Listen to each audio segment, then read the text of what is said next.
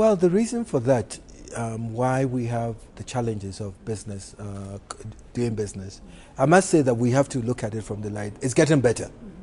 It's getting better. The glass is half full, not half empty. But the reasons for that is that it's due to our infrastructure. It's due to the level of government regulations that one has to go through in order to register a business. It's due to difficulties in terms of dealing with customs. It's due to difficulties in terms of dealing with government officials. Having said that, I mean, the World Bank report on the cost of doing business, which looks at it every year, comes out and looks at the worldwide, what is happening. What we are seeing in Africa is that there are a lot of reforms taking place. Countries reforming so as to make it easier. Particularly you take Rwanda, you take Mauritius, you take Ghana. They've made the efforts in terms of putting in the necessary reforms to make it easier. For instance, in Rwanda, now you can register a business within 2-3 days, even less, if you have whatever the requirements are. So they are removing these bottlenecks. So yes, compared to OECD countries, we can do better. But efforts are being made to address this issue. So I think we should see it from that point of view.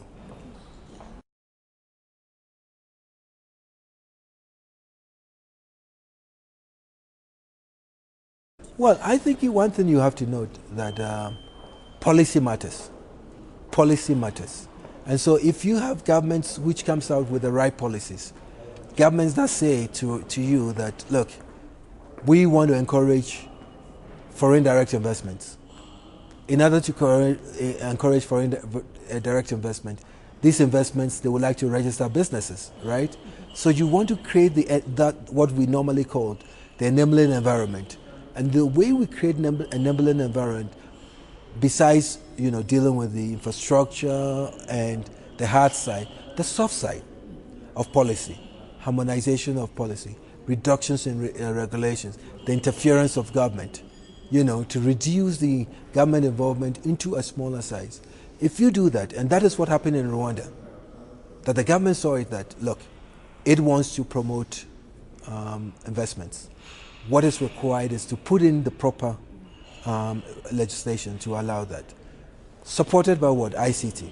If you know, Rwanda is very gung-ho on ICTs, right? So if you put all that together so that you register a business, you go to one place, you register, and it goes to whatever agencies are required. So they all get the information. So it doesn't require you now to take your car, go to one agency, then move to another one, then another one, and then it reverses because everyone has to review those things and then come back to you. So all this will take time. So you reduce the paperwork involved, the paper trail, if you use ICTs to register. So these are some of the things that you do. You also reduce the number of what you need, maybe what you say collateral, things that may be difficult for people to post. If you put all that into place, you'll be fine. But what you have to do, having said that, one has to also be mindful of fake businesses registering for money laundering activity.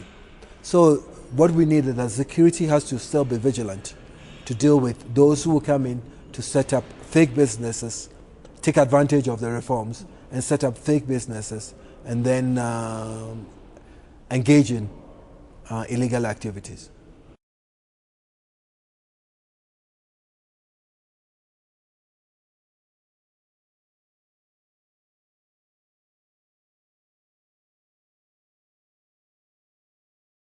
I don't think it's unique to the Tema Ouagadougou, but it's very prevalent. Roadblocks is prevalent. I don't know why, in West Africa and some parts of Central Africa. I give an example that I had the opportunity to go in the south, to drive from Windhoek to Waffles Bay. I didn't see any road block. When I talk to people from the southern part, roadblocks are not common. I had the opportunity to drive from Lilongwe to Blantyre in Malawi. I didn't see roadblocks. The question is, why do they don't have roadblocks, and there are roadblocks in some parts of the continent? That I don't know.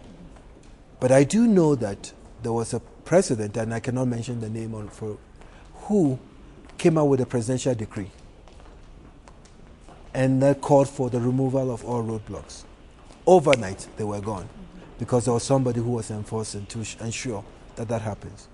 I do understand the fact that countries, probably for security reasons, might want to put one or two to check. But what I gave as an example, from 962 kilometers, and you have 25 roadblocks, I think that is a bit excessive, in my opinion. So we have to find means, through government legislation, to reduce the number of roadblocks, because you're right, it adds to transactions, because that is what economists tend to say is the non-tariff barriers, right? So you want to remove these things so that trucks will move freely and get to their destinations as fast as possible. On the question of infrastructure, which you mentioned, there's a study which has been done by the World Bank, which says Africa needs $93 billion every year for upgrading, for new roads, in order to meet world standards. The good news is that Africa itself, from its own resources, from the taxpayers, we're able to raise every year 30 billion. The ones we get from the OECD and the World Bank, the Chinese and what have you, constitute about 10 billion. You added 40 billion, okay? What is the gap? The financing gap is what? About 45. The key question is, where are we going to find this 45 from, if we can, with the assumption that we can still find the 30 billion every year. Others, this is the critical for Africa. It's therefore the reason why the G20 has set up a high panel to look into this question, and how can we support infrastructure, not for Africa, but on the whole. But for Africa, there's the need for us to become creative, innovative, to look at other means where we can tap into global resources, maybe, to be able to finance. We should also be creative to look into the capital markets to see how we can. You do know that in Kenya, for instance, Safaricom was able to raise money on their own. Ghana was able to raise its own sovereign bonds.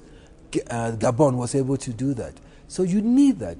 On top of that, we have a lot of pension funds, which everybody contributes to, which is just idling in the vaults of the pension company.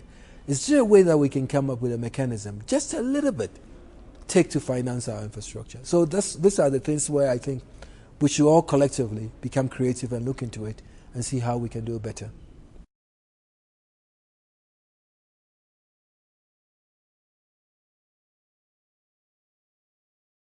Well, good thing. And we have to thank the press for also coming to cover this, which is very important.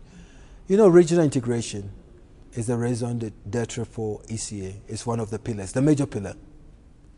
And ECA since 1958 have committed itself to support the cause of the member states, or the African member states, in terms of pursuing their dream of integration. But one thing we should note that ECA looks at regional integration as a strategy.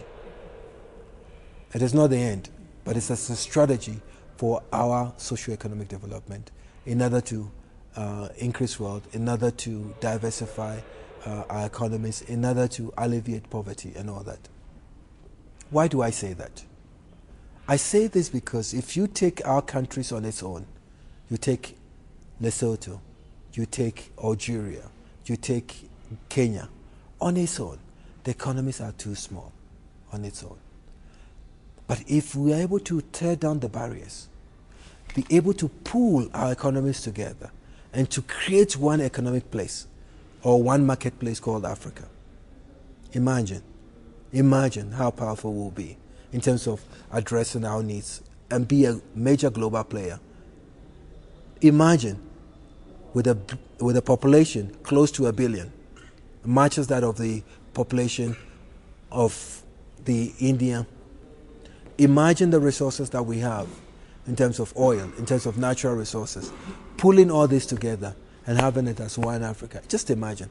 So what we are trying to do here, or what we just concluded, is to say that we listen to the ministers of trade in Kigali, who asked us, ECA, AU, ADB, to fast track, to come up with a way that Africa can fast track its free trade area. You know that we are coming from a situation where East African community, the common market for Eastern and Southern Africa, known more as COMESA, the Southern African Development Community, known as SADC, they've agreed that in a few days they are going to meet in South Africa, whereby the leadership of these countries, who are members of these three regional economic communities, are going to pass or make a decision to reinforce the decision they took in 2007 in Kampala on the creation of a grand FTA. So what this will do for us is that you have how many countries there? 26 countries. How many countries do we have in Africa? 53. So 53 minus 26, you are left with 27. Imagine the power of these 26 countries coming together to create an FTA. By the way, it includes Ethiopia, because Ethiopia is a member of COMESA. Just imagine the marketplace that will be created. Say that you have in Ethiopia, Ethiopia has the best leather. Ethiopia has good coffee. Ethiopia has good marble, right? Just imagine the marketplace that opens now for Ethiopia with its coffee, with 26 countries, with all the barriers removed. Just imagine. And then we have to now say to ourselves, let us look at how this is solved, how this is working. Can we do something with the 27 countries that is left behind? Can we see a way that maybe they belong to other regional economic communities that have FTAs, but these are small regional economic communities? Is there a way you can bring them together with a view of merging all these 53 countries to create one dynamic marketplace? Just imagine the power that is for Africa in terms of revenue, in terms of economic growth, in terms of diversification, in terms of employment for our youth. Just imagine. And so that's why I think it's a great thing for us to support. And that's why our theme was accelerating the common market. And therefore, some of the conclusions that we have, we hope that policymakers would accelerate. Because, mind you, regional integration, I always say, is local. Local in the sense that it is a national decision.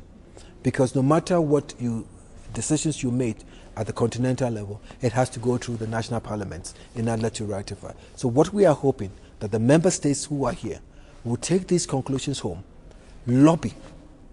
This morning I had the opportunity to be on the radio, and I was telling the interviewer that the youth are my assets.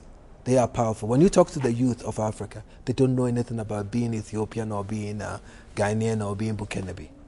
They are our future. And insofar as we're able to use them and talk to them and utilize them, I think we can achieve our dream.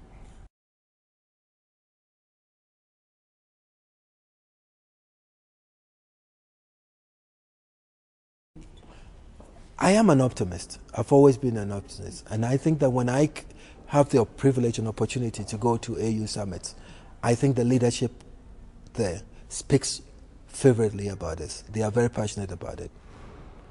I think there are concerns, and you should understand the concerns of member states or countries, because of the fact that the whole thing, first of all, sovereignty is an issue, which is very difficult for people to even cede a little bit of their sovereignty.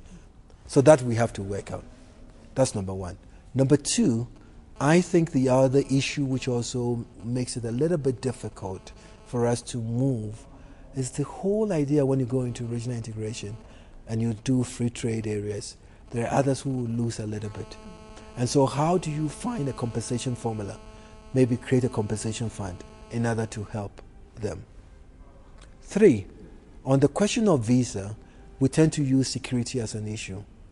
But you know very well that for people who go to the Schengen areas, you get one visa and you go to so many places. The argument which is normally used is that, look, the poorer population from the poorer countries will move to the richer countries.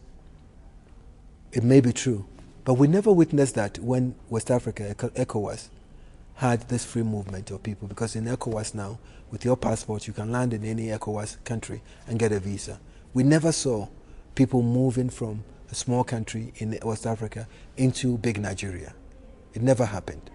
I'm convinced that if you allow people to move freely, they'll just go and do their business and go back.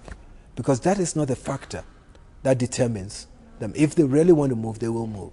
So we have to look at it. Why is it easier for Africans to travel in Europe, but Africans find it very difficult to travel within Africa? It's a pity. So for me, my dream, and this is my personal opinion, not that of the ECA, but I think that we should abolish visas. We should issue a common African passport so that I can have one. Therefore, if I choose one day to move from Ghana and say I want to go to Joburg or Mombasa or Summerfield in Swaziland to relax there, nobody should stop me, because just I am African and just want to move freely. That's my dream, and I think the youth can help me realize this.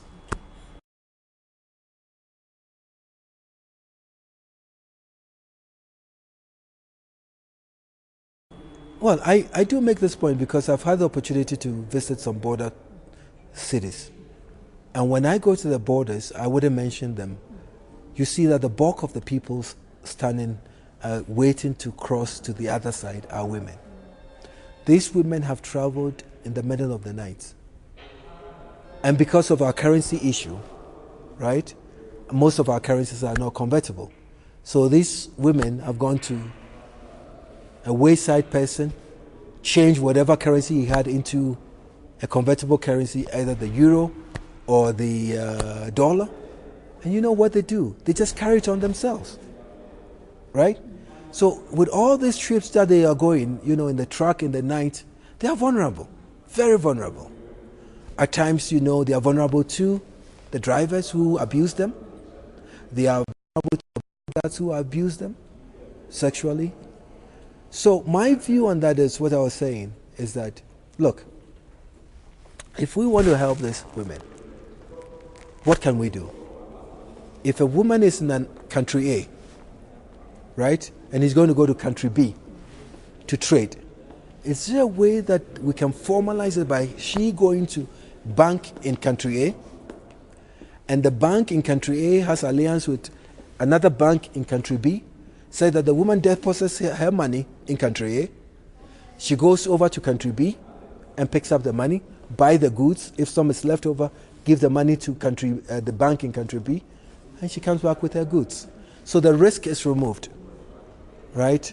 The vulnerability is removed. So I think in terms of thinking of cross-border trade, in which, particularly in the formal sector, which women are deeply involved, if we want to address that, this would be one way of looking at it. It's a small part of it. One aspect which I should finish by saying the vulnerability of the woman, and again it's entirely with what I would like to see, a one border post. And the one border post concept is that we have just one border. When I'm leaving from here, from Ethiopia to go to Kenya, I'd like to see one border. So you have the Kenyan authorities, the Ethiopian authorities there, and then you go through. Tell you why I say that. Because the trucks normally delays at the borders. And if these women are on the board, and there's these delays, again it increases what? HIV/AIDS? Their vulnerability increases. So we have to look at all that as a package in a way to address it. The special needs. I would put it the special needs of women in that respect.